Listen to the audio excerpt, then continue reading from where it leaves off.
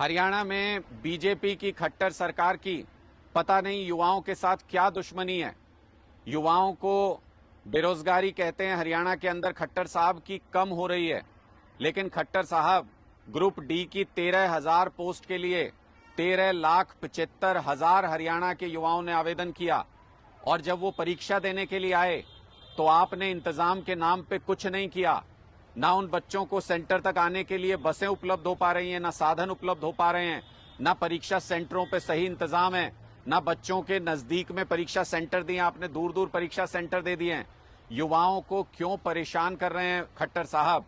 आप तो कहते थे बेरोजगारी की दर घट गई है, फिर एक ग्रुप डी की पोस्ट के लिए 1,000 युवा क्यों आवेदन कर रहे हैं? अगर उनके पास और रोजगार के अवसर उपलब्ध होते तो वो ये आवेदन नहीं करते। आप अगर देखेंगे तो 500 रुपए आपने रजिस्ट्रेशन फीस लिया एक एक बच्चे से, सीईटी का जो भी एग्जाम दे रहे हैं। 13,75,000 बच्चों का 65 करोड़ रुपया आपने इनसे इकट्ठा किया है। जब आप इनसे दसियों करोड़ रुपया, सैकड़ों करोड़ रुपया इकट्ठा कर रहे हैं तो फिर आप इनके लिए बसों का इंतजाम क्यों नहीं कर सकते? आप इनके सेंटर पे सही व्यवस्था क्यों नहीं कर सकते? आप युवाओं के लिए रोजगार की सही व्यवस्था क्यों नहीं कर सकते? ग्रुप सी की जो आपने भर्ती निकाली थी, जिसके लिए परीक्षा ली थी, वो आधार में अटक गई है, उसका भी कुछ पता नहीं है क्या होने जा रहा है। और ग्रुप डी में पूरी तरह से अव्यवस्था अभी से नजर आ रही है। पूरी परीक्षा के दौरान बच्चे बसों के इंतजार में सड़कों पर बैठे घंटों तक, बसों के ऊपर मैंने ऐसी तस्वीरें देखी जिससे बहुत दर्द होता है देख करके। बसों के ऊपर लद करके हमारे युवा एक जगह से दूसरी जगह जा रहे हैं। कई जगह बस स्टैंड पर हड़ताल की युवाओं ने, कई जगह सड़कों पर नारेबाजी की कि उनको बसें उपलब्ध नहीं करा पाए आप लोग।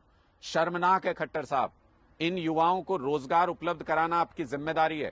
हरियाणा में इस वक्त 2 लाख सरकारी नौकरियों के पद खाली हैं और आप इन बच्चों को बरगलाना, बहकाना बंद कीजिए। ये कुछ कुछ नौकरियां निकाल के एक मुश्त 2 लाख सरकारी नौकरी निकालिए और उन पर युवाओं को भर्ती कीजिए, तभी जाके बेरोजगारी से हरियाणा को कुछ राहत मिलेगी।